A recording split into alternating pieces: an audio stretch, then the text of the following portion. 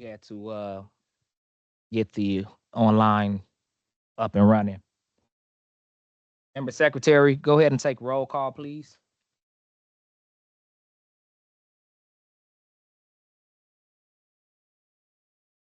Point of order, Member Secretary, please speak into the mic.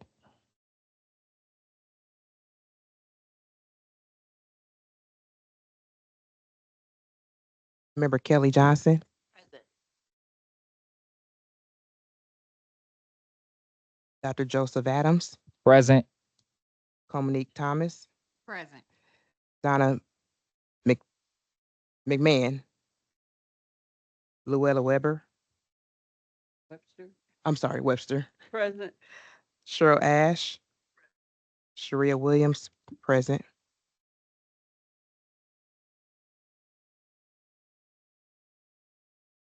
So we have We seven have a present, quorum. quorum, seven present. Thank you, Member Secretary. Uh, let's look to the minutes for May 1st. Are there any corrections to the minutes?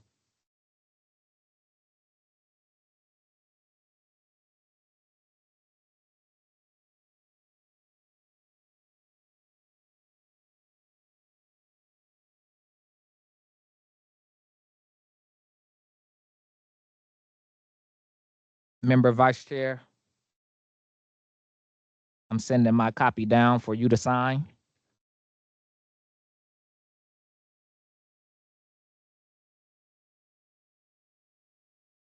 If there are no objections, the minutes are approved. The minutes are approved.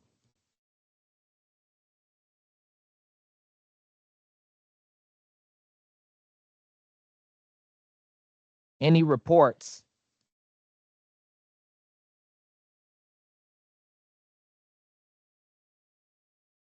Have we received any mail?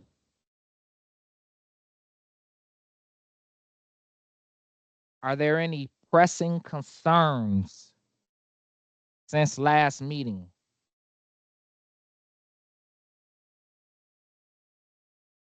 The chair will recognize Member Donna.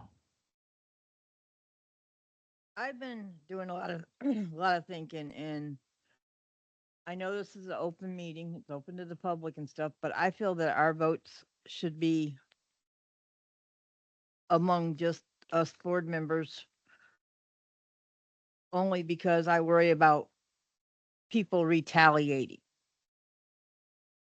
You know, if when it's published in the newspaper, who votes no and who votes yes, there's that chance that either way, there could lead to some type of retaliation.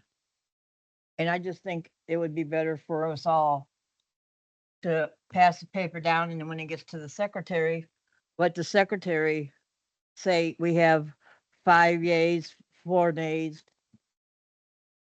Question. You yield. I know.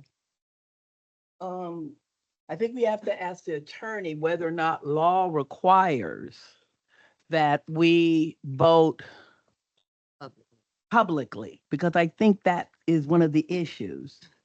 So could he kind of tell us if we can do vote secretly, or does the law require that we do votes publicly?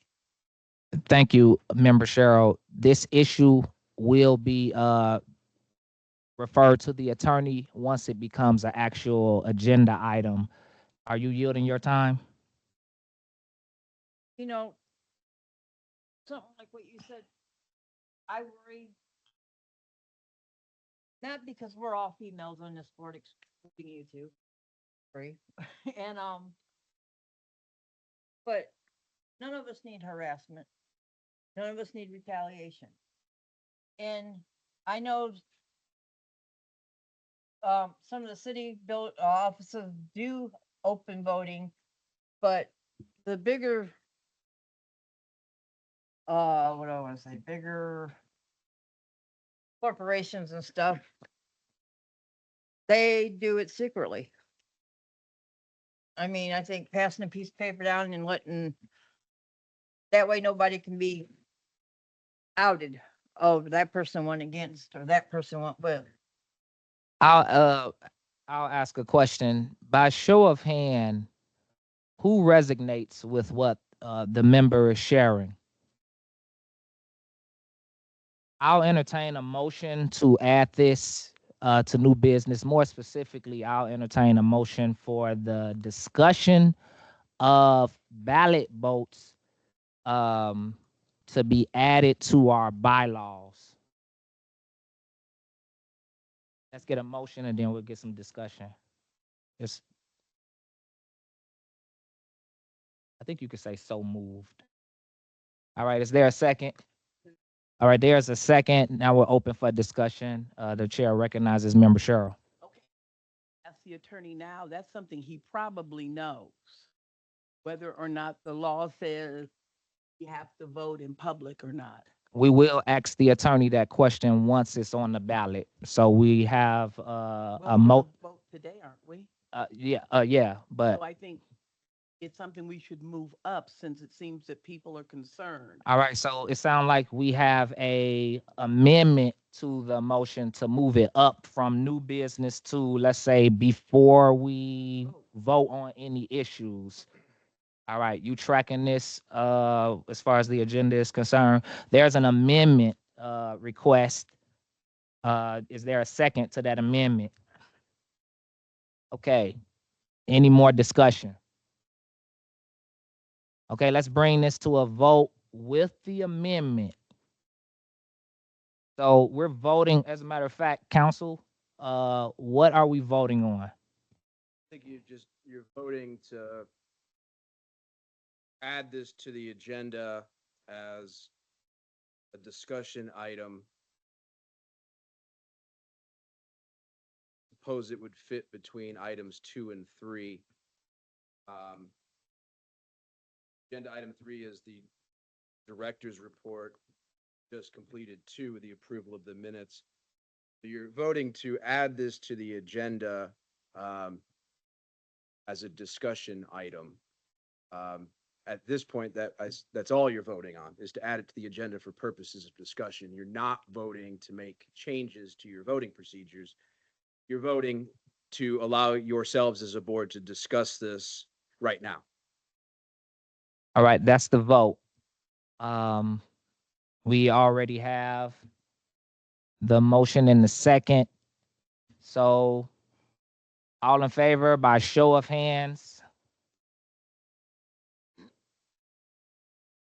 All opposed by show of hands? That is a unanimous vote in favor.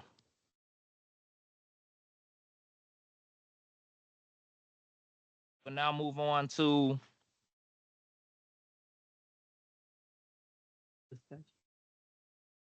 I think I'm going to say unfinished business.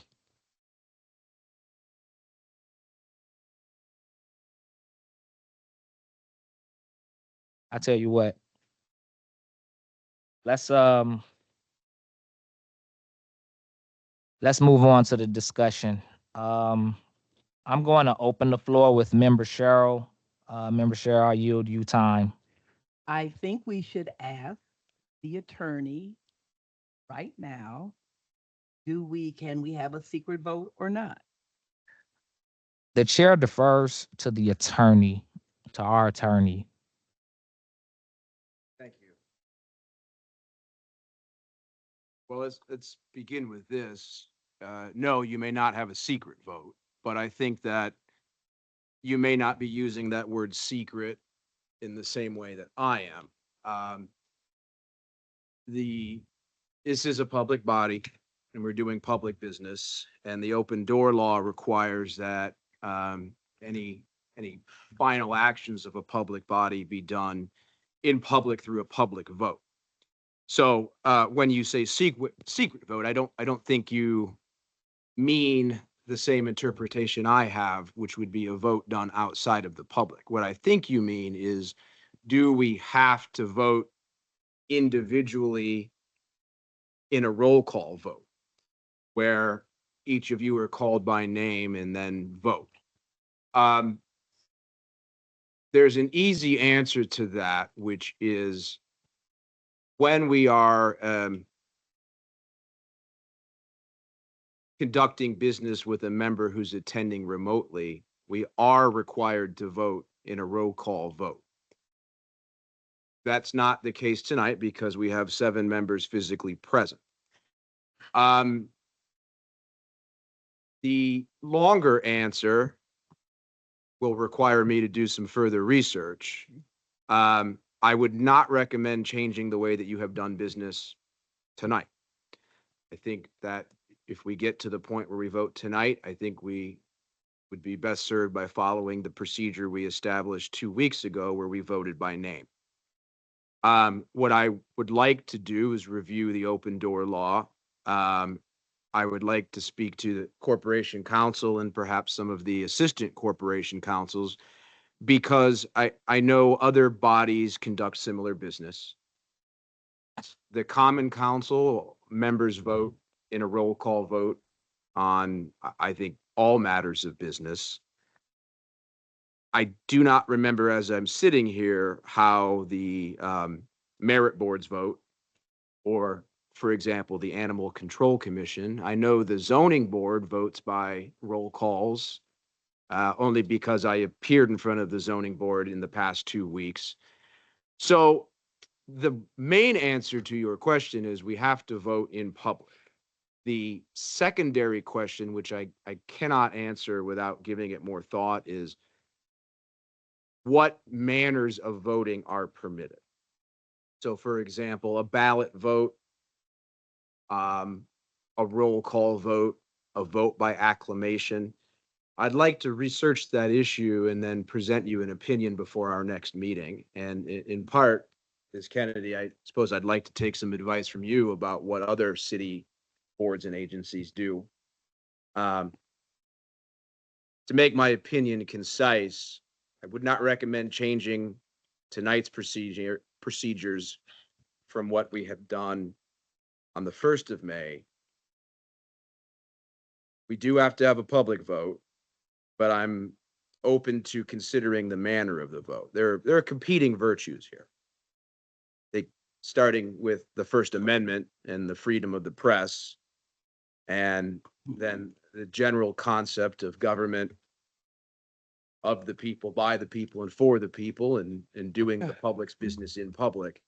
Yet I understand, and all of you have expressed a sensitivity to the voting procedures as they stand currently. In some respect, I think that may be part and parcel with being in public life. But on the other hand, what I just don't know right now is if there's a uniform method done by every city agency or whether other city agencies operate differently, still in conformity with the open door law. So my answer to you is I cannot recommend changing it tonight. However, I'm willing to research the issue, and if we are able to make changes and still be legally compliant, I'll present that opinion to you prior to our next meeting. Is the member satisfied? Yeah, I think the reason it's important to know ahead of time is so that if anybody wants to resign, they can resign before the next meeting so that the person who appoints them can go ahead and start the process of appointing someone else. If, any of the members decide they don't want to be on the committee, if their votes are going to be public with their name, whatever, I'm not expressing it too clearly. You are understood, Member Cheryl. Do you yield? Is there any more discussion on this topic?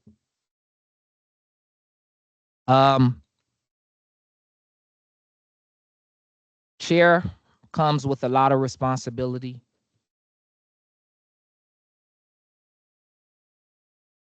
And you all elected me to be your chair.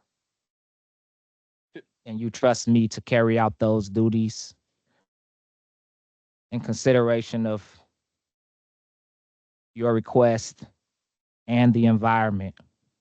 And with that being said, against the advice of counsel, tonight's votes will be by ballot.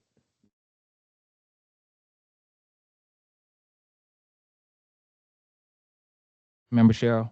I just want to go on record in disagreeing that we're, should be following what the council recommended by having the vote as we did in the previously.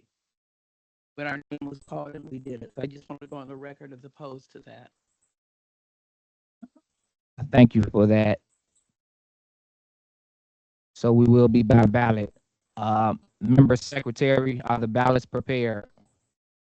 They are. They're prepared. Is that a yes? Yes. We will ask our council to be our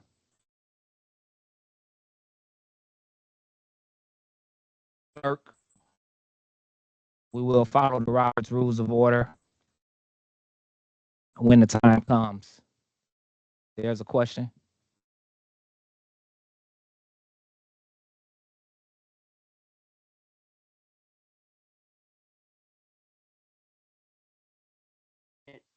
It was made public record. I understand change as to how we vote. Not really sure if that would even retaliation because they know who we are. Some know where we live. So that's just I'm fully in agreement with ballot vote, but let's understand that people do know who we are and where probably most of us live. Mhm. So I guess I'm saying retaliation is not good, but if it's going to happen, it's going to happen regardless as to how we cast our vote.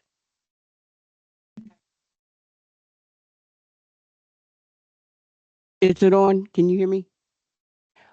What I was saying is that when we were appointed to this board, it was made public throughout the whole city of South Bend. Most people know most of us anyway.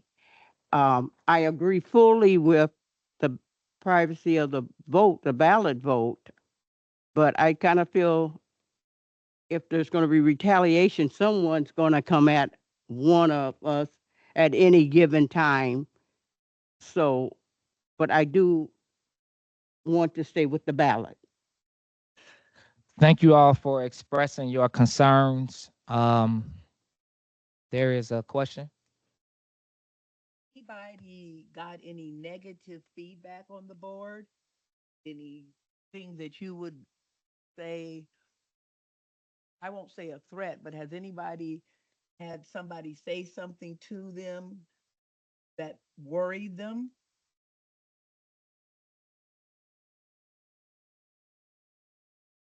I believe the member is asking whether or not there is justification for these concerns that are being expressed.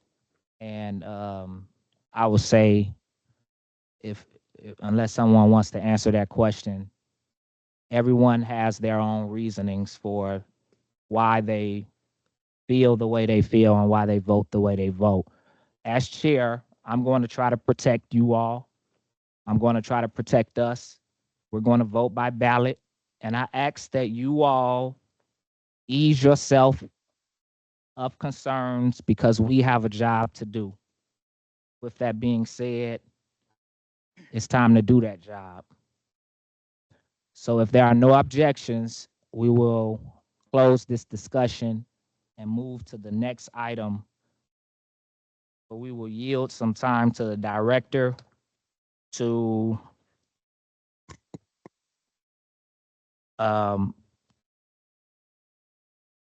item number 3.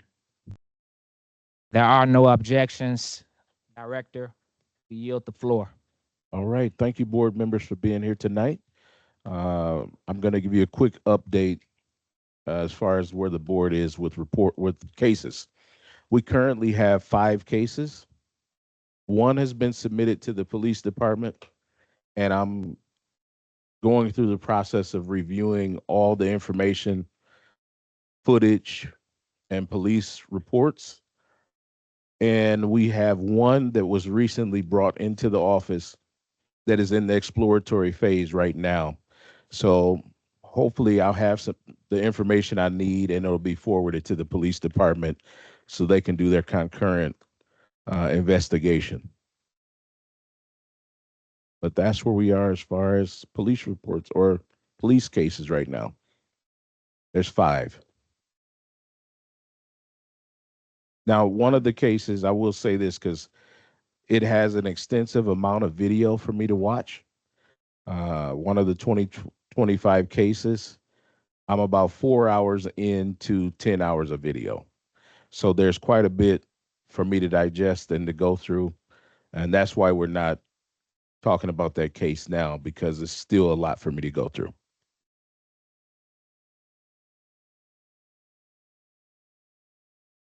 Yield back to you.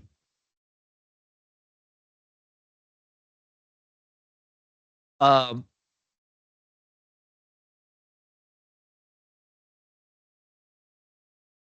I don't accept your yield. Okay. The chair does not accept your yield.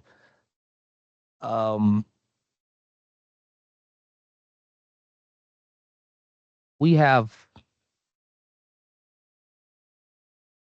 cases to get back to. You gave us more information. Do you consider that item number 4 Yes. And or there is item number 5? item number 4 and 5 in a way. So I tell you what, I will accept your yield as the end of item number 3. Mm-hmm. So now you want to go to 4, Yes. and then let me know when you're ending, and then you can transition right into 5. Right. So I probably could have spaced these into one thing, but in section 4 of the agenda, we have an ongoing investigation. Like I've said previously, it is quite a bit of video footage that I have to review. And the police department itself has done quite a bit of investigation. So because of that, I need to review all of what they've done and review the police reports and all the information at hand. And I'm going to circle back around to the complainant and do some additional interviewing with the complainant too, armed with the information that I have. Agenda number 4. What case number is that? And it's not a case number that I've Yeah. assigned yet. Okay. Yeah. gotcha. This is the 2025 cases I'm talking about. And I can yield back to the president. Transition right into 5. 5. Okay. So I would like the board to reconsider 2 of the cases that we didn't come to a final disposition on. Case 1019 and case 1022. I went back to the police department. I gathered more information.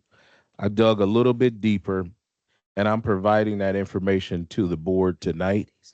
It is entirely up to the board to agree if you want to reconsider that case, but I present that information to you tonight. And if you have any questions about that representation, I would love to answer any questions.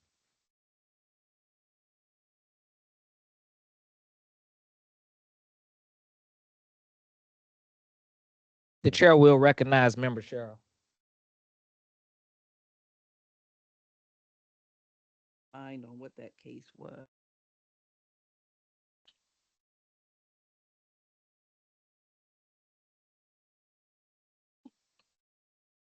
Have what 19 right quick. Oh, that's 2024 Yeah. case summaries. Yep. Yeah. Okay.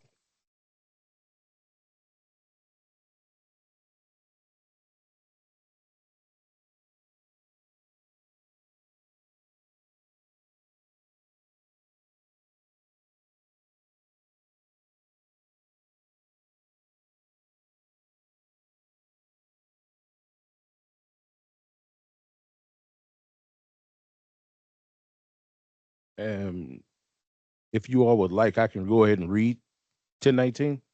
Okay. All right. So 1019 has some new information. Complaint date, September 24. Location, South Bend, Indiana. South Bend Police Department outcome was unfounded. We do not have unfounded in our list of outcomes that we can come up with, but the police department does use that term, and it is amongst the other terms that we have. So I would like the board to consider adding unfounded to the list of outcomes because it's real key to be able to use that because it aligns with the police department with their outcome and determinations. So my recommendation is also unfounded. Evidence confirms the officer response was appropriate.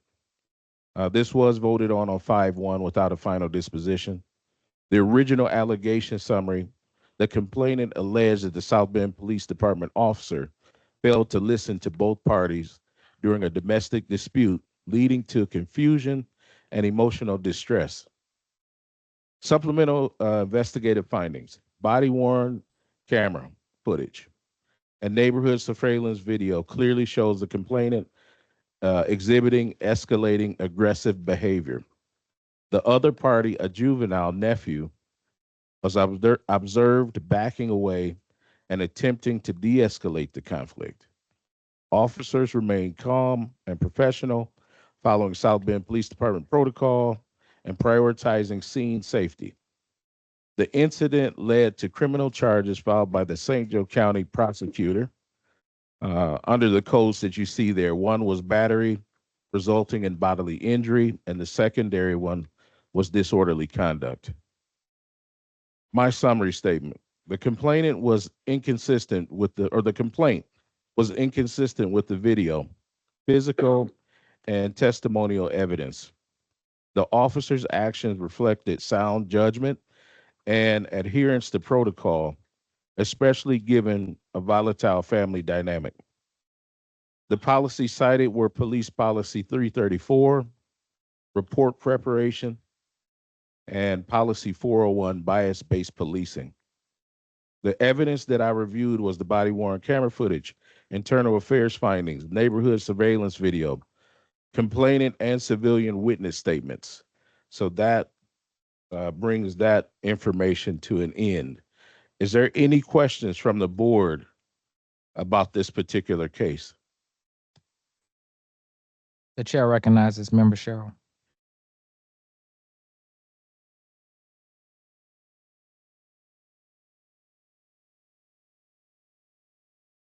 The officer left out as written. Because I'm assuming. Okay, point of order. This issue is resolved unless we vote to reconsider it. So I apologize for that, Member Cheryl. Let me open it. Let me open it. The council wants to, Would you recognize me, Dr. Adams? please, I recognize you. Just a couple of items to address here. I want to start first with the voting procedure. To read you the open door law, Indiana Code 514, 1.53b.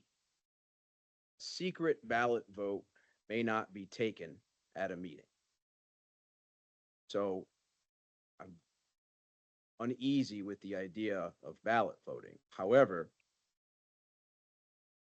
the Indiana Court of Appeals decision, Evansville Courier, which is a newspaper, versus Wilner, 1990, addressed a somewhat similar method of voting and determined that there had not been a secret ballot vote only because the voting members signed a document with their names reflecting their vote, and that document was recorded in the minutes of the meeting.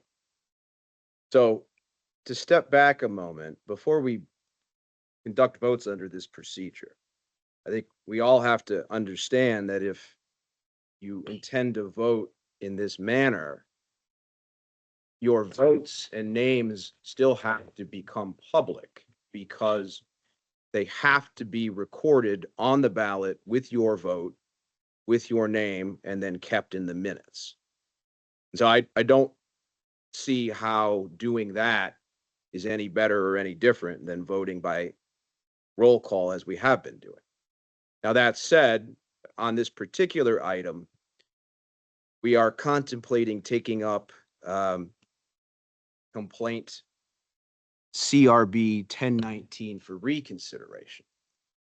This was put to a vote at the meeting on the 1st of May, and we could not reach a final disposition. We can take up a matter for reconsideration under certain circumstances, one being if there's been new information since the first vote.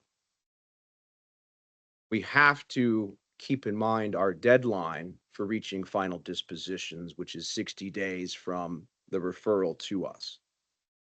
So if we wish to consider CPRB 1019 further and ask these questions that Member Ash or other members wish to put to Pastor King about what's new or different, we first have to take a vote to reconsider, which would require 5 votes. And under the circumstances, I would strongly advise that you do it through the roll call system, because the alternative would be your ballots still have to have your name, your vote, and be filed with the minutes. So I think the first order of business is voting to reconsider. If that measure passes with 5 votes, then we can inquire of Pastor King what additional or new evidence he's received that was not presented to the board when we first considered this item. Those are my thoughts, and I thank you for recognizing me. Council, two things. One, is there a requirement for 5 votes for reconsideration? Dr. Adams, it would still fall under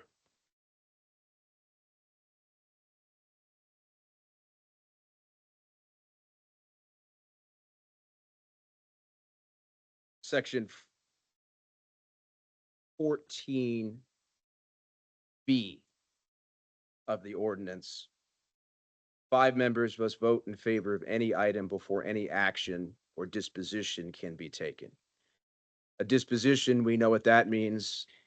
We reached dispositions with the 2 complaints at our last meeting, but this is an action item that requires 5 votes under section 14B of the ordinance. And my second question is, shouldn't the question of is there new information presented be answered first, since it's the justification that we use for reconsidering something? I don't disagree. I think that it may be best if that came from Pastor King. I agree. And Pastor King explained to the board what is available now for consideration that was not available when the matter was first considered. And then the members can make a fully informed vote. The chair will recognize Director. Yes. So the new information that is included, I'm actually physically telling you that this was an uncle and a nephew. One is a juvenile, one is an adult, and what the outcome is with the St. Joe County Prosecutor's Office currently. So that is the new information that's being provided. And it kind of gives you a better painted picture of how things were going. If anybody has, once we get to the question phase, if anybody has questions, I have more information I can share. All right, so I just want to remind everybody that voting to reconsider it does not mean that we are in agreement or disagreement with the findings. This is just allowing us to reconsider it because we did not get a 5-vote disposition last time. And with that being said, we will now open up a vote for reconsideration. I hear you. I see you, Member Cheryl, but let's open up a vote for reconsideration. We will do a roll call vote. Member Secretary.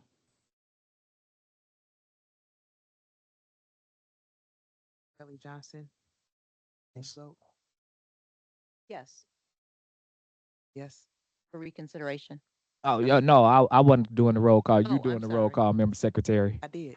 She answered the Oh, question. okay. Well, y'all looking at me. All right. Okay, go ahead.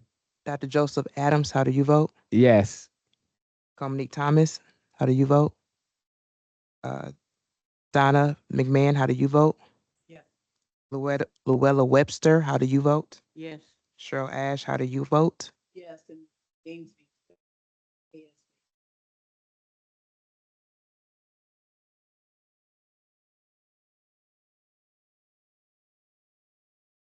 Oh, yeah. I didn't write the minutes. Okay. Sharia Williams, vote yes. All right. There is and there is 7 for a reconsideration, surpassing the 5 necessary. So with that being said, member Cheryl, we now recognize you.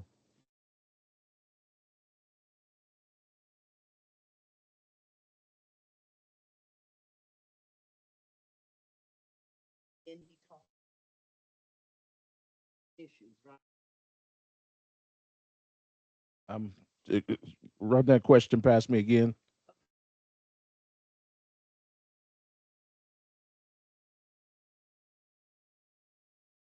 Unfounded.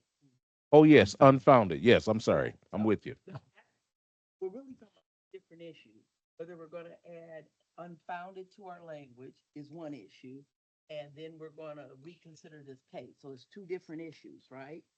Thank you, member Cheryl. Right now, we're only discussing the reconsideration. Yeah.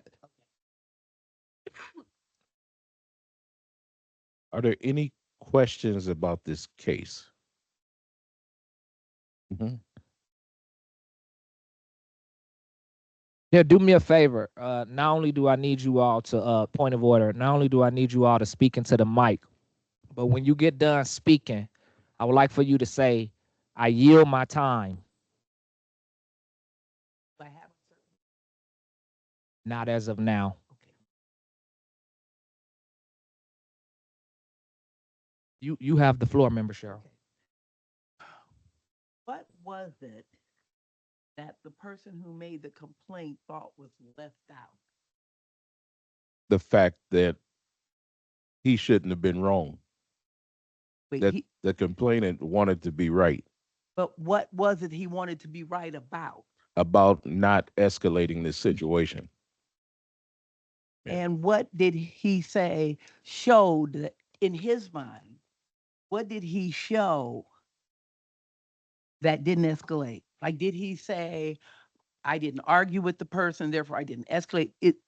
I guess I'm trying to figure out what is the evidence that he said, did, etc., that showed he escalated the situation.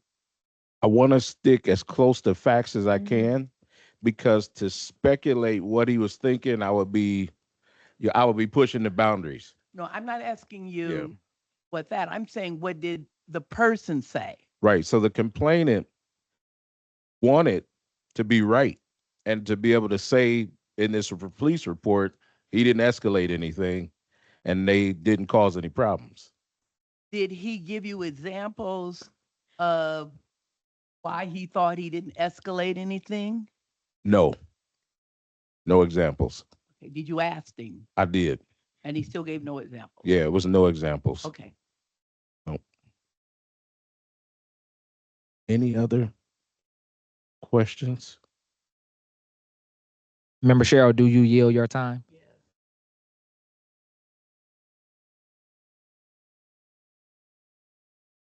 With that being all of the discussion, do you all feel like we have enough information to change our prior disposition, or do you feel like it might just be the same? I guess I'm not actually looking for any words, just some type of head expression. Do you feel like we have enough information to change our disposition, or not really?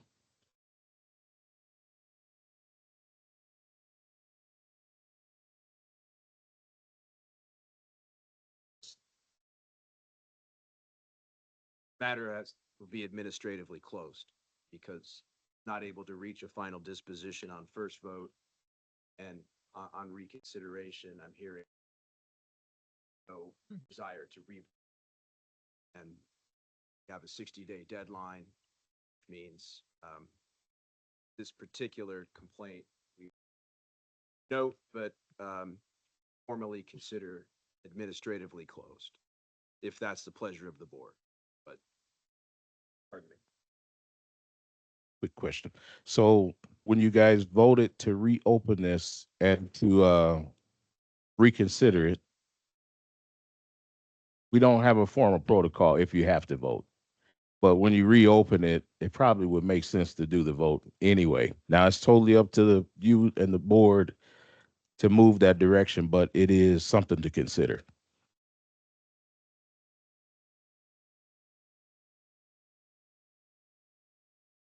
Thank you, Director. Um,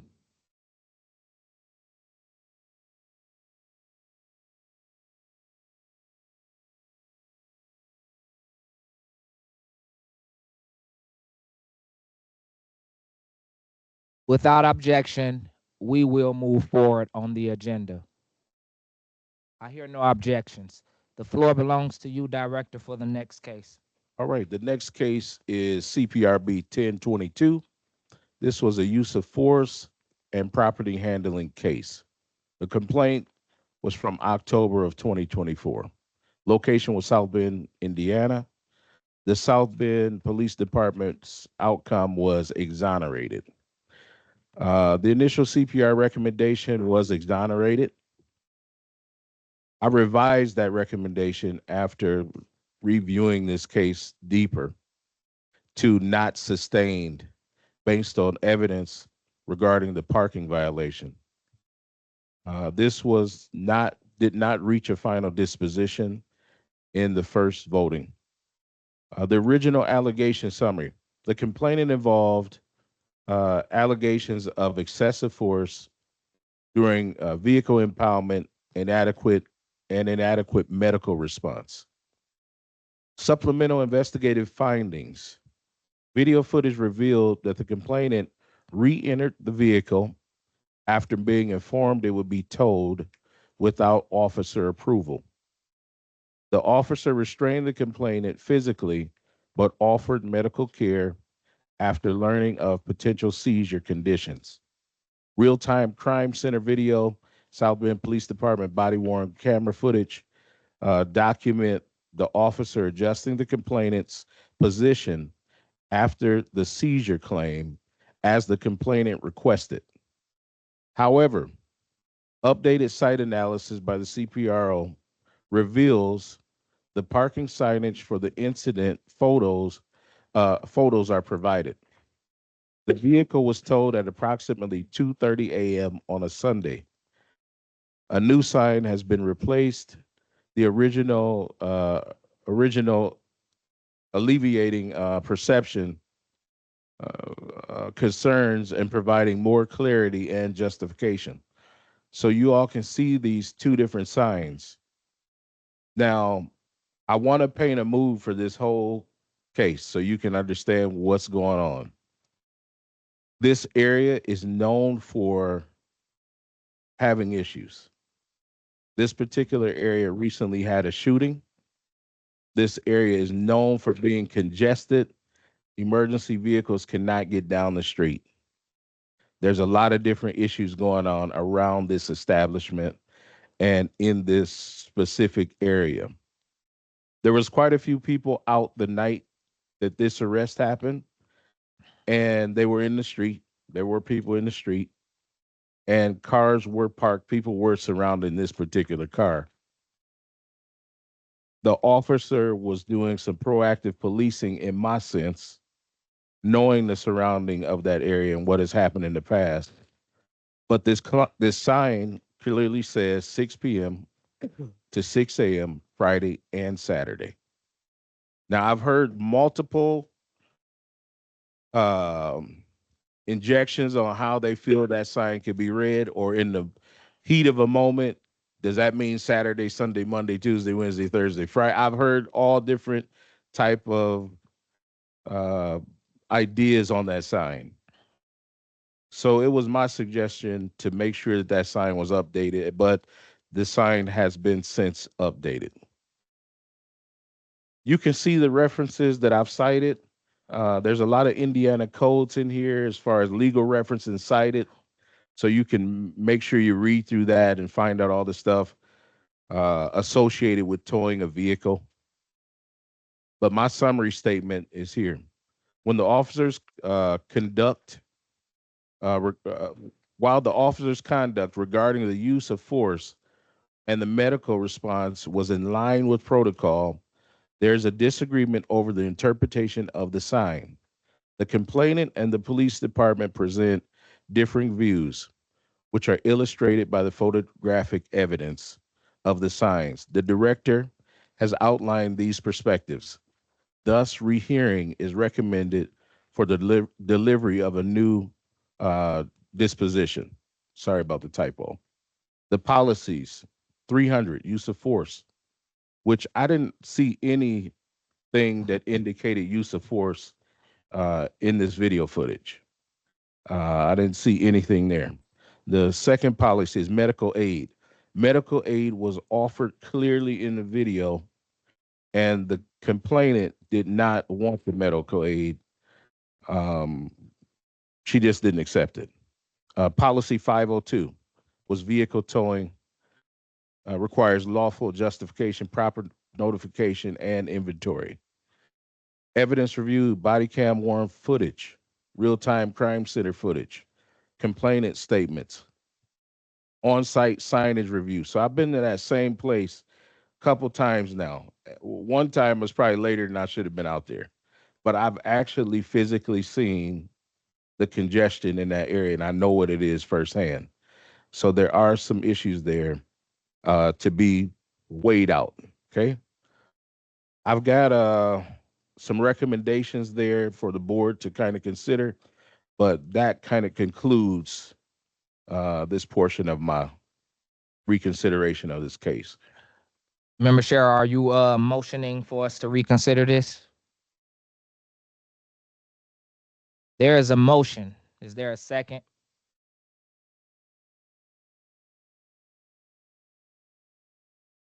I'll second it. Let's bring this to a vote for reconsideration. Member Secretary, roll call. Okay, to vote for reconsideration. Just for us to reconsider it. Kelly Johnson, Yes. Dr. Joseph Adams, Yes. Dominique Thomas. Okay. Luella Webster. Yes. Okay. Donna McMahon, Yes. Cheryl Ash, Yes. Sharia Williams. No. We have the 5 needed for a reconsideration.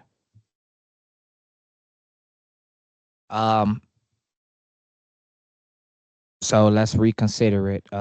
Any questions what questions do you have for the director? The chair recognizes you, Member Cheryl. 2 questions. Was the car attached to the tow vehicle when he tried to enter it, or was it not attached? I can tell you this: this was a female complainant, and this was a male police officer. The car was not towed at that point. It wasn't hooked to the tow. They were in the process of getting the tow truck there. Was the tow truck there? Tow truck was there to see. But had he hooked up yet? No, Okay. Did the officer tell the person they could not enter the car? they did not. No conversation on either side was had about getting in the car from the officer or the complainant. And let me see. Was this person arrested? Yes. And why were they arrested? For really for disorderly conduct. When the police officer has that announcement to you, they have control over that situation. And what was the I'm towing this vehicle, and that's where they let the complainant know that the car was getting towed. But nowhere did the officer at any point say, you may not enter this vehicle. No, and the complainant didn't ask to go in the vehicle either. Is there a law that says the complainant has to go, ask to go into the vehicle? No, but when a sworn police officer says to the complainant, your car is going to be towed, and that's the outcome, he didn't try to hide that from her, or, you know, But how should she, how could, why would she know she couldn't enter a vehicle who had not been attached yet? This is my thing. If the vehicle had not been attached yet, if she has stuff in the car, I personally wouldn't know I couldn't go in the car to get it unless the officer tells me I may not enter the car. they were having conversation before the car got But towed. did the Or officer say you may not enter this car? he did not, but the officer told the complainant why he was towing her car, Which was, because it was in a no parking situation, as he felt. That's not for me to decide. I wish I could say we're that. going by the sign. Yeah, right? you guys got to decide that. Okay, in my opinion, according to the sign, she was not parked illegally. I think Right. it's immaterial, okay? Whether that was a very busy area, but they had a shooting there. I think that's totally immaterial. Was an incident going on at the time that the police, like it was a shooting, or there was a big fight or something that they needed to kind of clear the area? Was anything like that going on? It No. was just a normal busy area. Normal busy area at 2:30 in the morning. You know how that goes. I So, don't know how it goes. Tell me. well, I can tell you. So this place is a formidable night spot in the city of South Bend. 2:30 in the morning, people are exiting, and it's in a residential area. So Is it a license plate? it is totally licensed. So they have a legal right to be there. They have a legal right to be there. So the police get multiple calls on this one location, And what is consistently, service calls. So it could be not peop- what they are, not. well, I couldn't tell you exactly what they're. You'd have to ask the police department that. But I can tell you they get multiple calls because I've seen the service calls. Okay. So with that being said, do we put I'm not justifying the police or this young lady because it's not my job. My job is to lay the facts out. The facts are that there's a real problem there. There's actually a situation going on in this complaint where people are telling her, get in your car, lock the door. People are saying, he can't do that to you, and blah, blah, blah, whatever the case. And there's a lot of stuff going on surrounding this situation. So if the officer perceives that sign to be one way, the complainant sees that sign to be one way, there's two altering perceptions. So now I bring that evidence to the board to make an adjudication because it's not the office's job to determine if it's right or wrong. All I can tell you is the real facts. And I'm telling you, there's a lot of facts surrounding this case. Made me really look hard. Do you yield, Member Cheryl? We recognize you. So was the vehicle parked directly under the sign, or was it a certain amount of footage away from the sign, but in the general area, which would cover that entire area? Yes, she was parked very close to that sign, not directly in the middle of it, but really relatively close. Her vehicle was at the tip of that sign.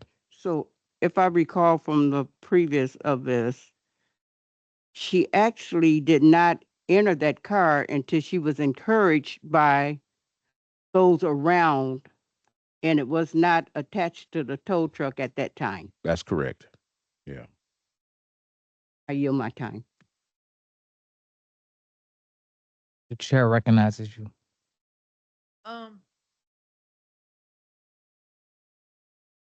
So did he have a reason for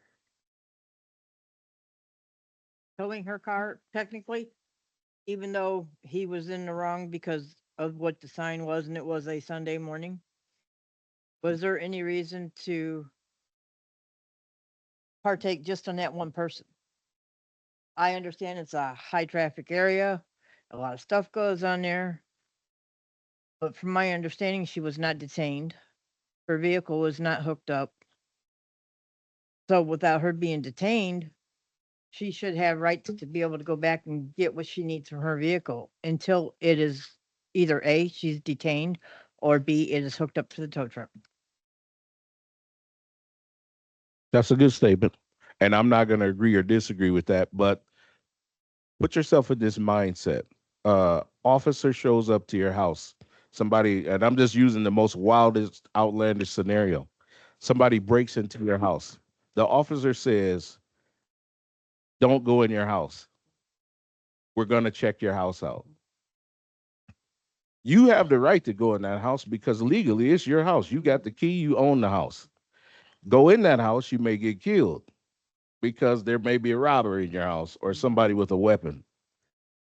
When the police officer takes authority and gives a command, an open command, we are towing your car, that took authority over the fact that that's her car. Me personally, I would have asked questions. Why are you towing my, this similar thing happened to me in Chicago. Why are you towing my car? Can I get in my car? This is my vehicle. I legally own it. Can I blah, blah, blah, whatever. Now, in my situation, I was unable to get in my car because the officer just didn't want to let that happen. So I had to go to Chicago. Anybody knows about the impound there, that's not a fun situation. And I had to get there. So, and then I had to go to court and fight it, which I won that case. But I didn't go at it from just trying to take authority from the authoritarian. Yes. Same token, we can say, why didn't the police officer say to the woman, you may not enter your car? Or is there anything you need in your car? Or is there anything you must have in your car? So we can say, just because the lady didn't ask, okay, the policeman has probably had more cars towed than the lady has been towed. So it seems to me it can be either way.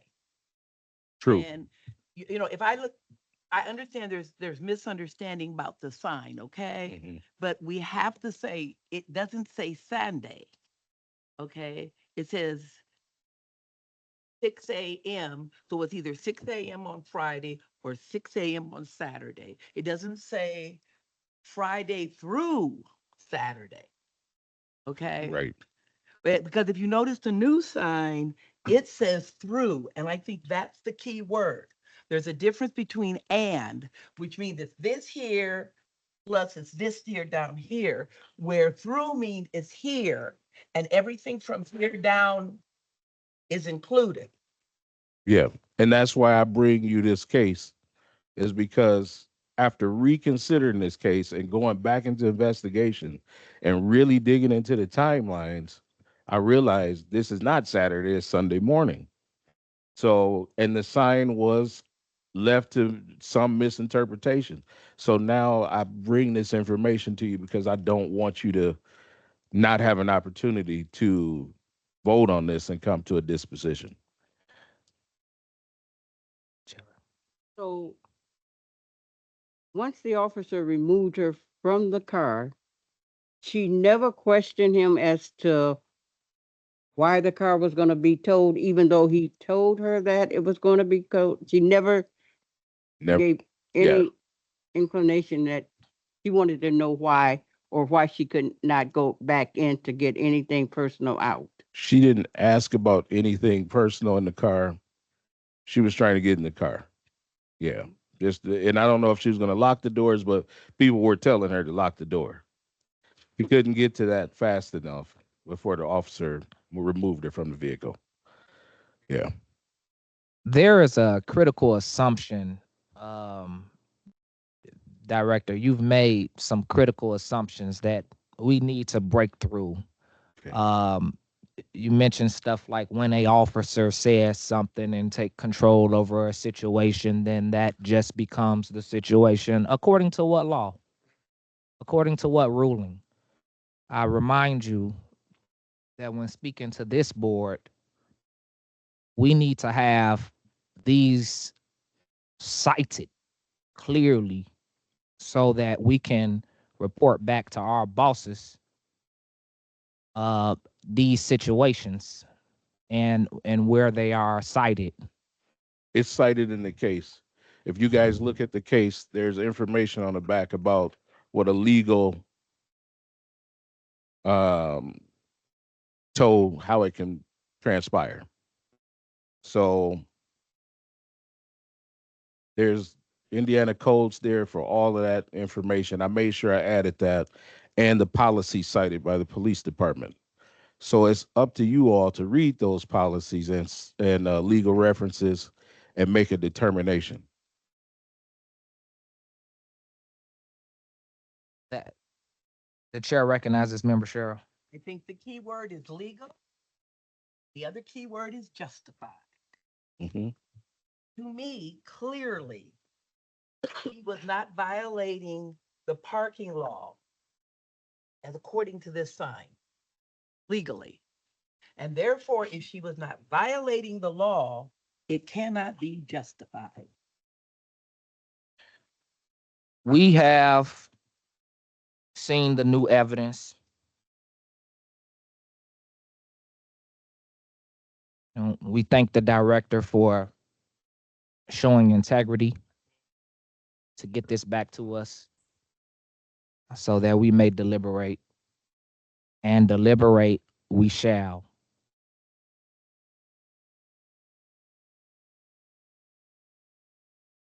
Member Secretary, do we have the ballots ready? Let me explain to you all how this works.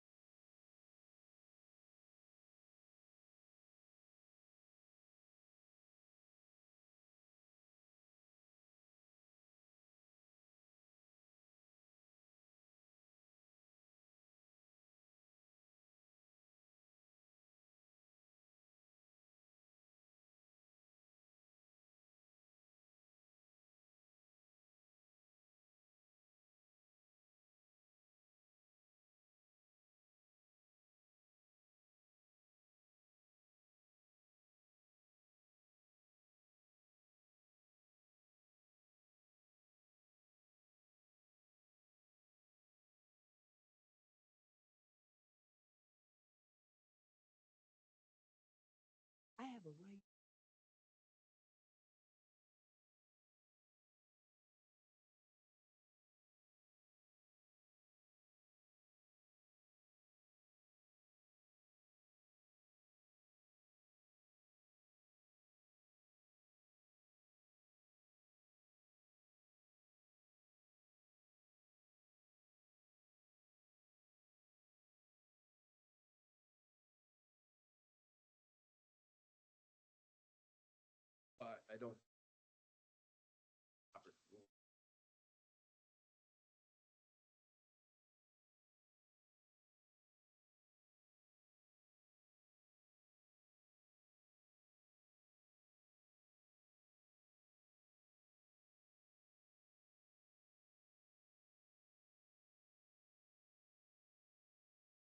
I want to know when the vote is going for the public to know.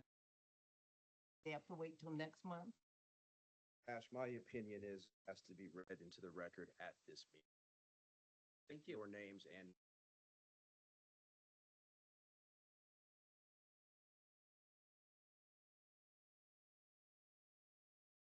all or in a balloted form has to be made this evening. Now, And it can be published, right? It- The ballot. the ballot has to be included with the minutes of this meeting. In addition, the vote has to be read into the record at this meeting. So I would again encourage the board to consider a roll call vote as a more simpler form of voting in compliance with the open door law. If you are conducting a vote by written ballot, your votes must be read into the record and the ballot kept as public record. So there will be a recording of the votes and each voter's name tonight, even with a ballot, and then the ballot additionally must be kept with the written records. So again, I would encourage this board to proceed by roll call. Can I be recognized? You may be recognized, Madam Sheriff. Okay. We're wasting paper. Okay. Doing a secret ballot does not accomplish anything. It's going to be made public how I vote and the rest of the board votes. So what is the purpose of having a ballot? I guess I don't understand. What is the purpose of having a ballot when how we vote is going to be recorded and the newspaper has the right and all to print how I voted and everybody else voted? There's nothing against the law, and they're not violating any law by recording how we vote. So I don't see the purpose of the paper ballot. May I ask I yield to you, I'm sorry. to the attorney, you had said when this issue came up, to the attorney, you had mentioned that when this came up about the open door law and it's going to be public, you had said you would research further into this. So with the information that you just gave us, would that be your final decision for this board? Or will you continue to research for the future? I'm happy to consider the issue, but during this meeting, I've had an opportunity to read this particular section of the open door law, as well as one of the very few cases interpreting the balloting procedure for public bodies. And having done that, my opinion is as close to final as I can give it on somewhat short deliberation, which is we have to make a public record of the votes. If that is in some written manner, the results of that vote, along with each individual's vote, must be read into this record and then the written instrument kept with the records of the meeting, which is the functional equivalent of taking a roll call vote. The only exception would be I or our secretary or our chair would read each member's name and each member's vote rather than each member being asked to vote in a roll call fashion. I only say it's not entirely final because I don't like to, reasonable minds can disagree on many topics, and I do not like to give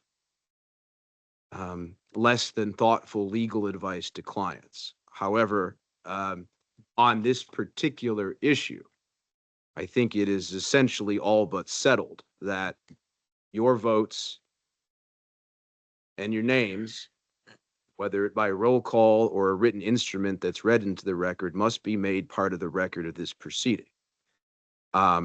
I recognize the personal demands that we place on board members. In some respect, I think that's part of public life. I don't go to Meijer without a jacket and tie on. I think that when we choose to be public servants, we sacrifice a measure of privacy. And I understand that makes people uncomfortable, particularly in as much as you are all volunteers. But I simply cannot give this board legal advice that I think in the best case scenario threatens to void the decision this board makes or would make if it conducted the vote in any other manner other than by roll call or by a written instrument with the individual votes read into the record. That is my opinion, as best as I can reach one on somewhat short amount of time to deliberate. But I don't come by this lightly. I've represented other government bodies. I have also been on the other side. I have represented the complaining parties who have challenged government action and said that actions were taken outside of public. And so I, as final as I can be in that opinion, I encourage you to vote by roll call.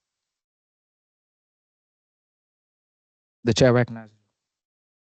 So just for clarity, when you are saying that the votes have to be put into public record, you're saying that that law that you read says that each individual name has to be attached to the vote. So what we have on paper in front of us, which just says 3 in favor, 2 opposed, 1 abstain, is not a valid entry? Are you referring to Pastor King's summary? Right, because there are no names here. Well, Pastor King is giving a summary of the vote that was taken in public 2 weeks ago in which each individual person voted in a roll call. So his summary is not the official record of the vote. We made that official record when we made a roll call vote. But to answer your question more broadly, in the case decision that I reviewed whilst sitting here, the members of that particular board signed with their names their decision. And so, for instance, it might say Bob Masters, yay, and then my signature would appear by it. So, yes, it does require a record, if it's made in writing, of your names and your votes. Those need to be read into the record of this proceeding, and then that instrument must be kept with the minutes. I find that to be more cumbersome than a roll call vote.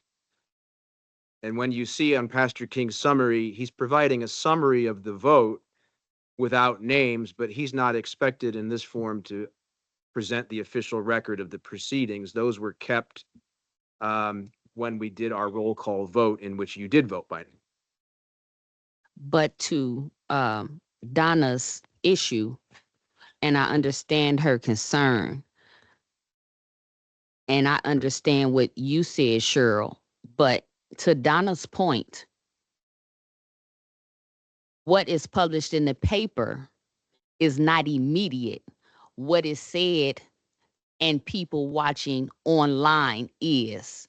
And there has never been in any of our bylaws where the South Bend PD will be waiting outside to walk us to our cars, and it's already going on 7:30.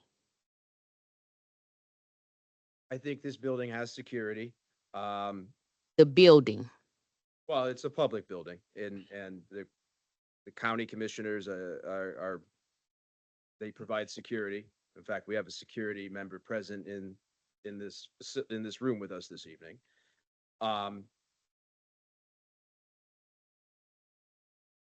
I think that's a separate issue, though, than our obligations as members of a public body. Yeah, but I just want to make sure that Donna understands that there are members on this board who are 100% behind her statement and what she made in concerns of the safety of this board in general. And I yield my time. Thank you for yielding your time. The chair takes this decision very seriously, and it stands. After the vote are counted, the chairman of the teller, that's going to be our attorney, will read aloud to the membership the complete report of the vote count, but does not declare the result. That job belongs to the presiding officer, who will read the report again to the members, concluding with a formal declaration of the result. That's the Robert's Rules of Order of how to conduct a ballot vote. The entire teller's report should be included in the minutes of the meeting, which means there is a difference between the entire teller report and what's read aloud right now.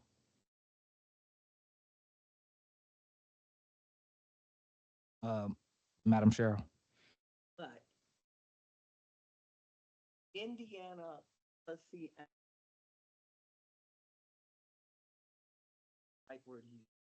Okay, here's Robert Rules of Order, and here's Indiana law and guidelines, and that supersedes Robert Rules of. Robert Rules of Order is not a legal thing, but Indiana's open door policy is a legal directive, and therefore, if the two clash, must follow Indiana law. Member Cheryl, be sure to speak into the mic. I keep getting. I have considered every advice given by our counsel. I have considered every rule and regulation that has been cited. I have considered the concerns of the members of this body. And I am confident that before the next meeting, our attorney will find that we are okay. And if he does not, we will still be within our 60 days to vote again. But I will protect the members of this board as best I can. With that being said, there's a difference between the report of the teller now and the one that's included in the minutes.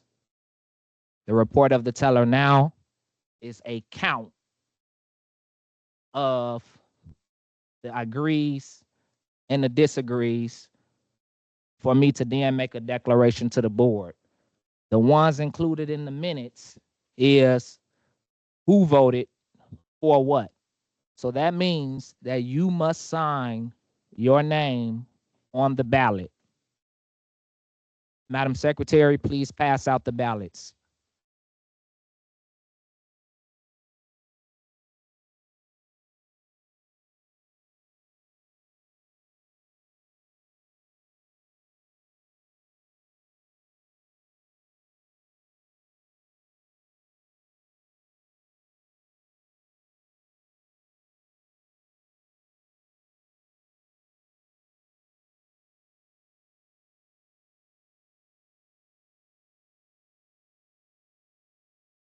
One point of order.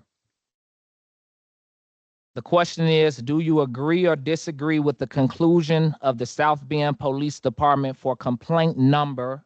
So right there, let's write in the complaint number, which is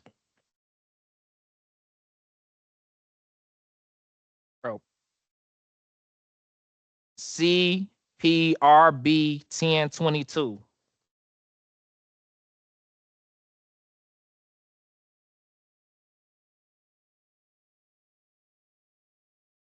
Then there are instructions in parentheses that says, write the complaint number on the empty line and select only one option, agree or disagree, in which then you will sign your name and then put it inside of the ballot box that is currently safeguarded by our attorney. You all have 10 minutes.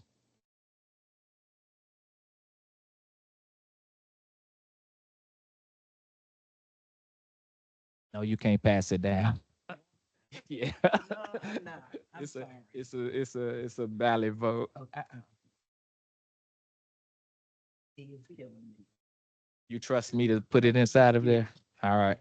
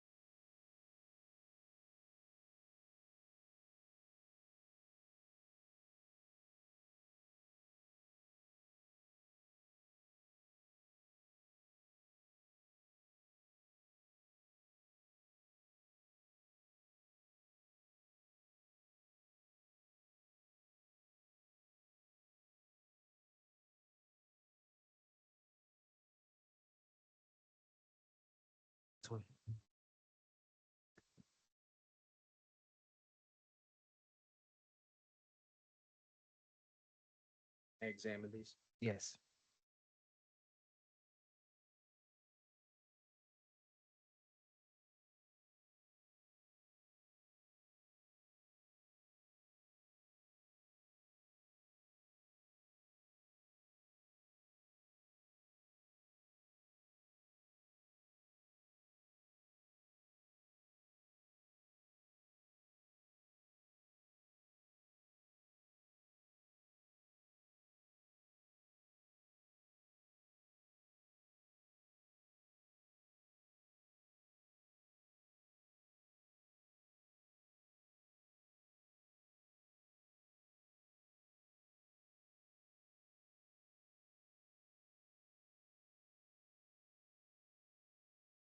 Well, let me say this, Chair.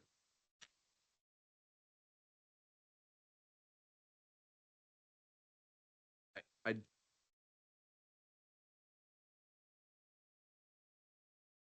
fundamentally do not consider this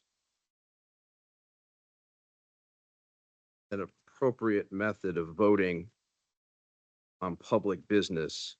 However,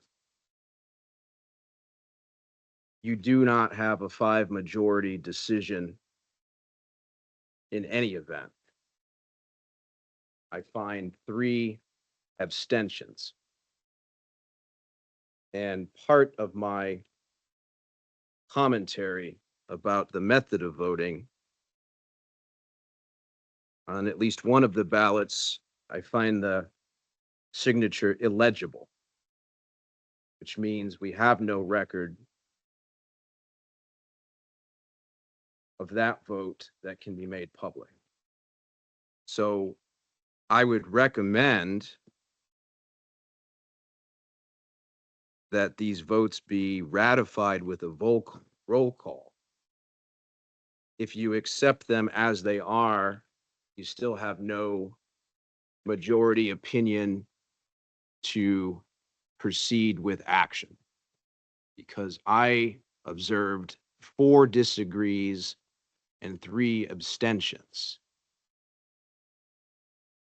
Again, I'd recommend very strongly that we read these into the record now or vote by roll call, because even if these are kept, and these must be kept now as part of the record of this meeting, they're facially not compliant with the open door law.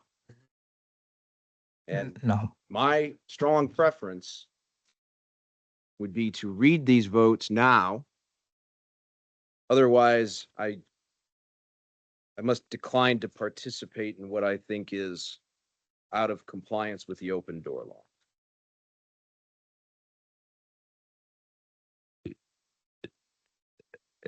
Those are my opinions. I think that in the end, it may not matter, because what you have here is not sufficient to take affirmative action on this matter anyway. So the matter would essentially result in an administrative closure. Yet, I do not consider this a valid vote. And I am inclined to read these now into the record unless you take them as a roll call vote.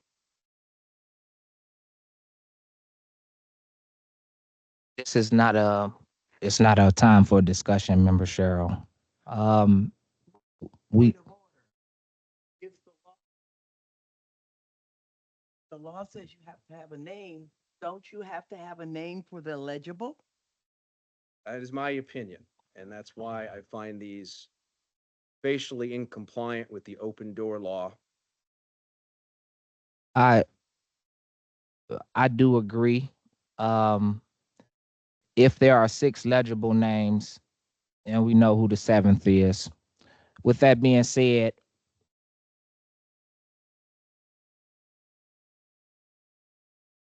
the totals have been read.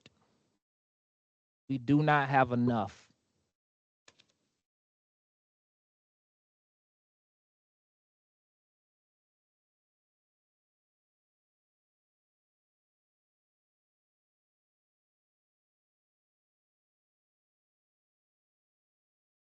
We're now moving to item number 6. Chair, point of order, please. Chair recognizes council. Don't think you can close this matter. Because either you have no vote for its facial invalidity and in compliance with the open door law, or you must read these now. Because you cannot close this agenda item with essentially a vote still open. Because the vote that you have just conducted is not a valid vote under the open door law. And I don't wish to participate in it, other than to acknowledge what I have seen, why I examined them. On facial examination, they're incompliant with the open door law, which means effectively this is a void vote unless you ratify these votes through a roll call or permit me to read them into the record.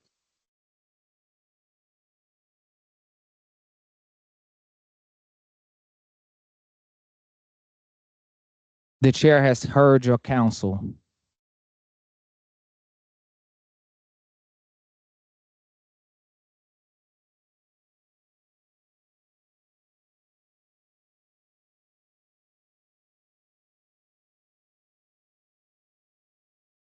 The chair has heard your counsel. Item 6.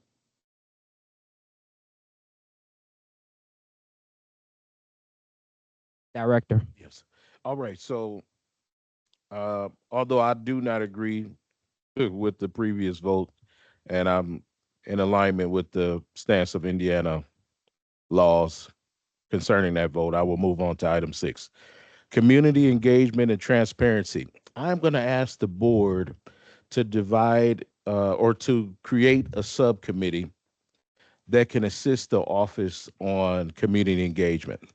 I think we're at a point now where we need to expand on what I can do as a one-man office and pull in some help from the board. So I'm asking that the board will consider creating a subcommittee to assist with that. And I'm very open to however that committee decides and opening up to assist and to go out in the community and do more. We are doing some stuff, but what I'm doing is very limited. It would be a lot more powerful with 10 people.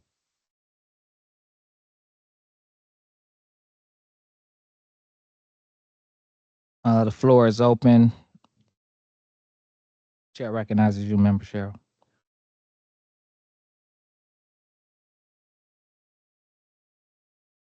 I know I will volunteer, but what would be helpful to me if there was definitely some training Mhm. and also it puts a little more work on you, but if there would be like a little volunteer manual, so Okay. when we go out, you know what I'm saying? We can, if we forget something, which I tend to do, I could, look in the manual and say, oh yeah, you can make a complaint these 3 ways or these 2 ways. But yes, you could put me down for volunteering to go in the community. Good.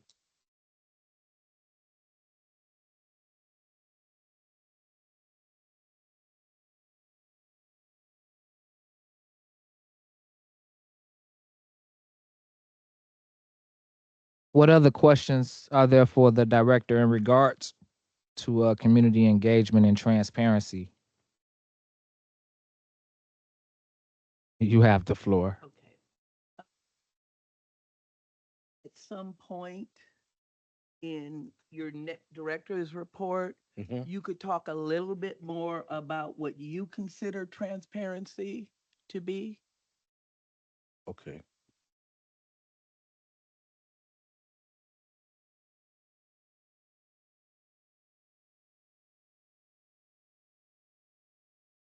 President. And one last one, what does APRA mean? Oh, APRA. It is the way that you can this is something that we should talk about before we get to the other board member, Kelly. Communication strategy for releasing non-confidential summaries under APRA guidelines. So we've all have communicated via email, either one by one or in sessions like this, where you all want more information. I'm working on strategies for that. So we had a national directors meeting today, or a national investigators meeting today, which Dr. Adams was on. We found out that there's some other boards in the country that the boards have access to a little more information. So I'm trying to find ways to, not that I could give you everything or show you everything, because you wouldn't want to sit through 10 hours like I'm doing, but but you may need some more information in detail. So we're working on strategy of how that would look. So more information to come. Yeah. So Chair recognizes you. it's, I guess my point would address that as well. And I'm just asking for some clarification. And this is coming from the policies and procedures for the board. And it is letter D, investigation timeline and procedures. So the last bullet point under D says the CRPB review panel assesses the case independently. The review panel comprises the chair or vice chair, a board member, and the director or designee. So can you explain a little bit about that? Because it kind of sounds like Yeah. you could actually include some of us in on the investigations. Right. So that was an initial draft. And we didn't follow that draft through once the final draft hit the website, that panel was removed. Okay. Um, and it's been on there now for 30 days, so it's had public comments and that type of thing. So the new draft, the current draft that's on the website is the actual policies and procedures for the Haven't- office. Now, that does not mean that something like that could not be created. I'm very open, and I think transparency is good. I know board member Cheryl is comfortable with the 10 hours. Not everybody's going to be comfortable with that or watching video. So I would find ways to get to the crux or the meat of what needs to be further explained. And the way that I could do that is getting the information in my office potentially in hand for me to go step by step and put every detail in the summary that needs to be there. And if the police department is so inclined down the road, who knows? Maybe they'll say, "Hey, we can allow you to use footage." I'm not I'm not saying that they will or they won't, but it's something that we'll ask for. So that would probably require a very limited panel and a very limited group of people because all of you have lives. Some of you have jobs still. I can't wait to get to retirement age like some of you already are. But unfortunately, we have to work.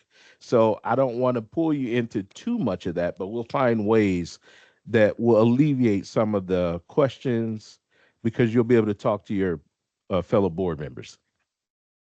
Yeah.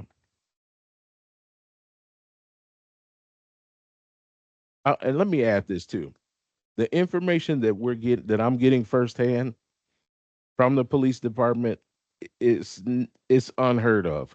So to be able to go to the police department and actually sit down, watch the video, read all the police reports, read all the information, that's unheard of. Nobody really does it like that. Most boards just get their own independent access to the information and they can't go get that policeman's perspective.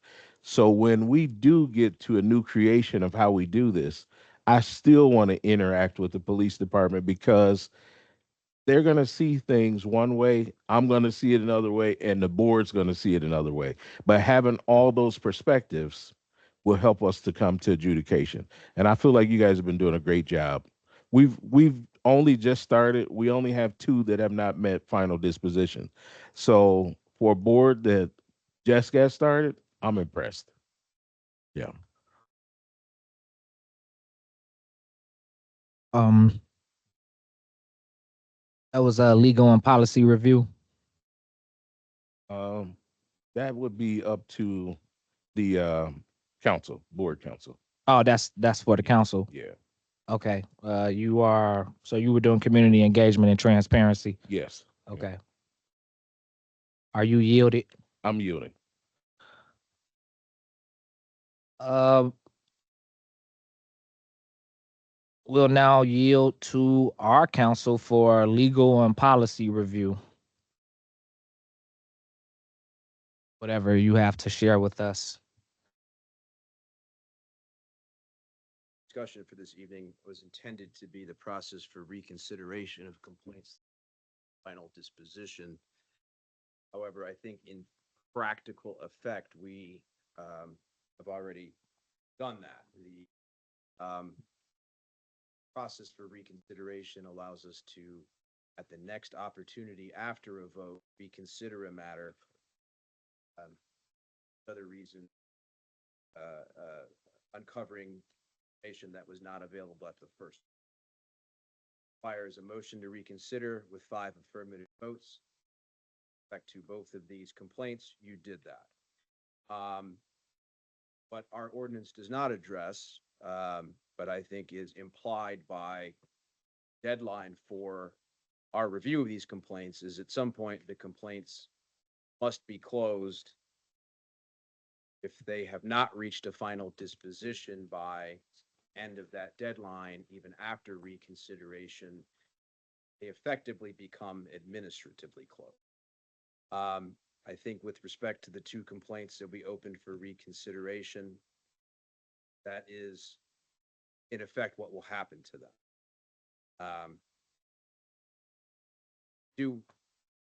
Don't wish to belabor my thoughts on the open door law, other than to say that I think we have to start with the concept of transparency and acting as public servants and doing the public's business in public.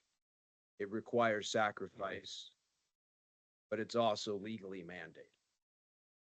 And I think that with respect to the vote conducted on CPRB 1022, my formal opinion is that the vote this evening is void, because even if these ballots are kept in the record based on the inability to discern all voting members' names, they do not comply with the open. I am open to considering this further and giving a more educated and thought out opinion. But I can't depart too far from the principle that public bodies have to conduct public business. And even if there is, for convenience sake, a method of voting by ballot, those ballots still require transparency at minimum, that each voting member be identified along with their vote, those ballots be annexed to the minutes, and those results be read into the record at the time of the vote. Because on my examination, I cannot do that with these ballots, I consider that reconsideration on CPRB 1022 to be void.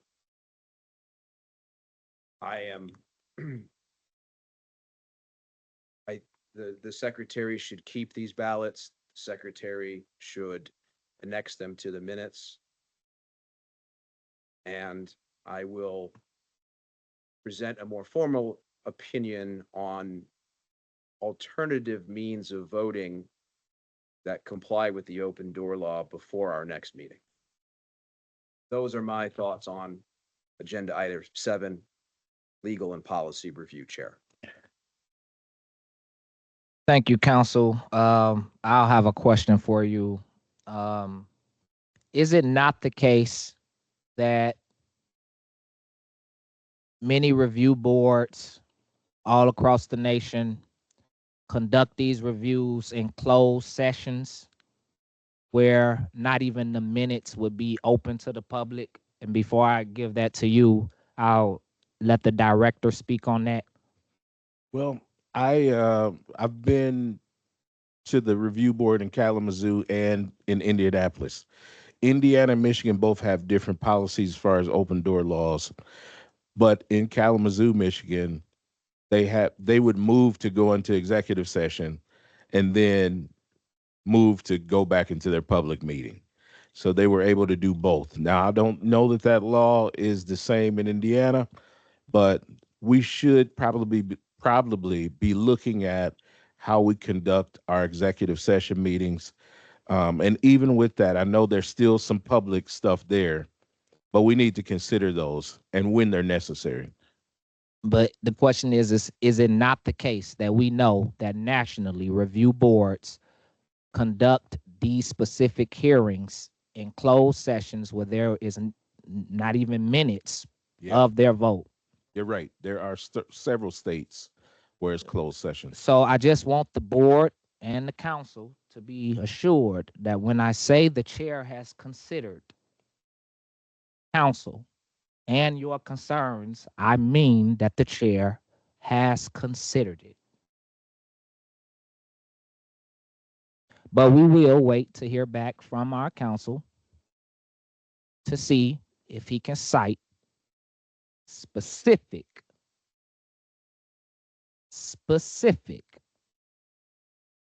rules and regulations that say a ballot is not the way to go. But until then, the chair has considered. The floor The chair recognizes Member Cheryl. So are you saying that these ballots will be in the minutes? These ballots will be in the minutes. So our names will be recorded. Our names will be recorded. What happens to the one that is not legible? I've said that if there are 6 legible, then we know who the 7th is.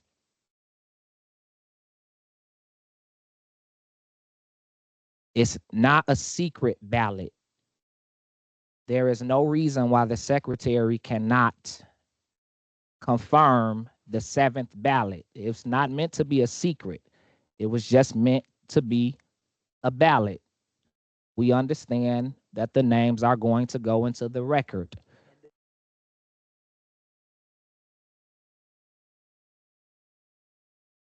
They will have access to those minutes. But my immediate concern as chair was to take into considerations the concerns of the board. And in the future, I will consider maybe even the appropriate use of executive sessions. So council has said that because of the unrecognizable signature, that basically voids out the vote. Correct, That's my opinion, yes. in your opinion? The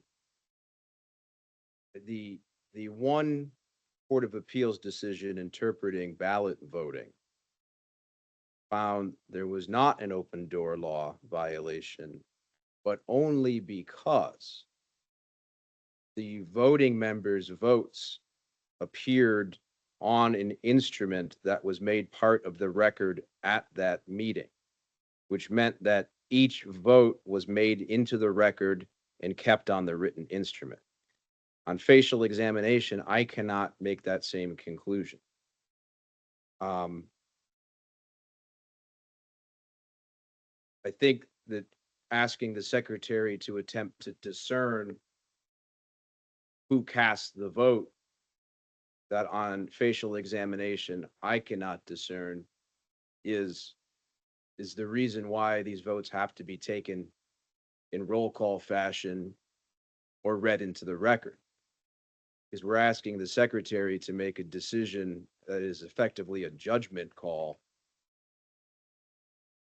when we could have made a record publicly on this.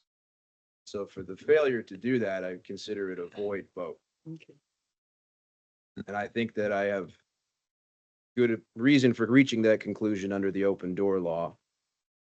I have thoughts about the executive sessions and what Indiana law allows them, when Indiana law allows them, Mhm. plus the advance notice that must be given to go into executive session. But I have not been asked to opine on that as we sit here right now. You all have questions for council? All right, I recognize. Go ahead. So in your opinion, with it being voided, we know, and it's published, and we know who the unidentified one was. What's I guess I'm confused. What's the purpose? I mean, they're going to be identified anyway, correct? Through being published in the media. Well, the person's identified through assumptions made by one member of this board. And if you consider that as opposed to simply taking a public vote in which each member could have gone on record this evening, I think this seems to be the problems that the open door law's voting requirements are meant to avoid. We should not have an officer of this body nor members of the public attempting to discern who voted on what when the votes could have been taken by roll call or if by ballot instantaneously read into the record. That would then give a member an opportunity to confirm his or her vote if there was a question on how the member voted. As it is, I think we've created a problem where an officer of this body is being tasked with making a judgment call, and then the public is asked to accept that in lieu of a roll call vote. That is the reason that I consider this void. The record must be kept, but that is my opinion as to the results of this attempt to vote. Effectively, no vote was taken. Do you yield? There's another question. So with that being said, and your opinion of them being voided, then shouldn't they go in the minutes as a vote was taken and this vote was voided without any names because it's voided? The issue you have is you've now created public documents. And these public documents have to be preserved because they're subject to an Access to Public Records Act request. So these documents themselves must be kept.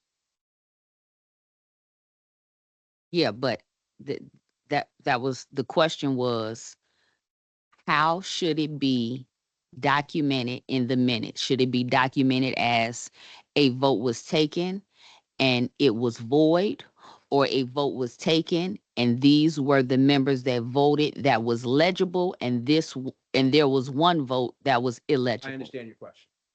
I don't know if it's my purview to tell you how to keep your minutes. But I'm it- saying, since it was voided, then there's no reason to put anything besides it being voided. I understand your question, and I think my answer to it would be the minutes ought to reflect, if you share my interpretation that the vote was void, that a vote was attempted but not taken. The explanation that because manner of voting did not comply with the open door law. Notwithstanding that the minutes may reflect that, these documents must be kept now with the records of this meeting. So I think it's not strictly my purview to tell the secretary as an officer of this body how to keep the minutes. But if asked to explain the results of this attempt to revote on CPRB 1020, my opinion on what occurred was that a vote was attempted but not taken because the manner of voting failed to comply with the open door law, period. However, the documents produced in the meeting will be kept as public records as an addendum to the minutes. I think that would be my opinion on how I would explain the action attempted to be taken on CPRB 1020. I yield. Member Cheryl? Okay, so my question is, who has access to those ballots? So my question is, I don't remember the formal name and I'm probably using the wrong phrase, so forgive me, but could say WSBT do a Freedom of Information Act in order to get those ballots? Yes, the Indiana counterpart is APRA, the Access to Public Records Act. Okay, because those ballots are considered public record, right? Yes, and I do not believe that there's a legally recognized exemption from disclosure. Okay, so I will make sure I understand this. So as I said, WSBT could do that, what you just said, and I can't remember. And then they would have access to that. And should they want to put it on the news or whatever, there's nothing we can do to stop them, right? That's correct, member. Okay, thank you. It's thank you all for sharing. The chair will respond to the secretary. keep in mind, Madam Secretary, Member Secretary, that the attorney will get back to us with an opinion and probably will get back to us with an opinion before this board votes to approve the minutes. So at the vote to approve the minutes, that'll be our final decision on whether or not we're putting it down as a void vote or as what I believe it was a legitimate ballot vote. So we have time. It can offer all very simple solution to all. Allow me to read these ballots into the record. Then what you would have is a non-majority vote, which would result in the closure of this matter. That then would be open door law compliant, provided I can determine the name of the person whose ballot I cannot read. But you would have to authorize me to do that, and I wouldn't presume to take it on myself. Uh, so as the chair has stated, it's not a secret. Member Secretary, you are welcome to approach the member to verify their vote. I'm not going to say who the member is because that would defeat the purpose for right now, although we know that it's going into the minutes. But you are welcome to approach the member. They will verify, in fact, that it was their vote that is illegible. All right.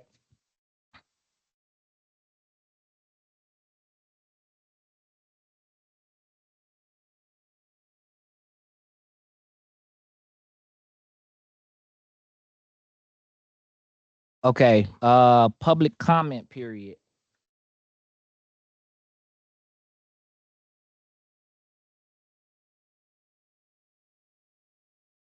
Nobody's online that want to comment. Did anyone sign the paper for public comment?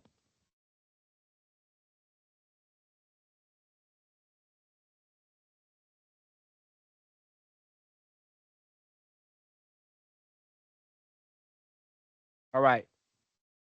There is the issue of next meeting. Okay, so we have been considering two different dates. One is okay, so the issue is June 19th is a federal holiday. We've been considering the 17th. And the director has proposed the following Thursday, the fourth Thursday, which would be the 26th. Have you all had time to think about this so we can decide this right now? You can't do the 26th. Okay.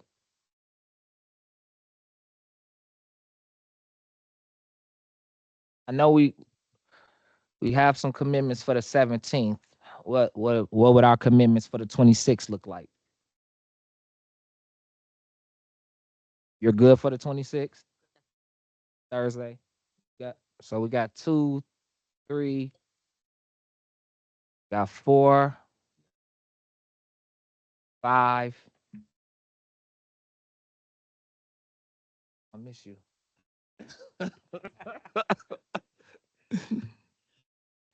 All right, the 26th it is, director. And member secretary. Don't forget for comment. Oh, and now we will, as we prepare to come to a close, we will open it up for final board comments. Member Cheryl. One is, I would encourage the city, and I don't know how they'll do it, but to look for similar signs that was a confusion. I'm sure that's not the only sign that says the way it was, so they can get that changed. I also would recommend to the police, because I asked the question, did the policeman say you cannot enter your car? and that wasn't said. So I think they need to tell the person that you cannot enter your car, verbally tell them. And I think that the police officer should ask the person, is there anything in the car you must have? That will therefore take care of things like if there's medicine in the car, if the phone is in the car so they can call to get a ride. The guard is not here. When I leave out of here, the guard downstairs is not here. So for people who are uncomfortable about leaving the building, I think at some point, the board needs to figure out how they're gonna help people feel more comfortable leaving the building. And my last one is, I think I belong to another board and we've been having a bunch of executive sessions because it has to follow the open door law. So I think we should have from the attorney kind of education on what you can and cannot do in executive session. And those are my recommendations. Any other final comments?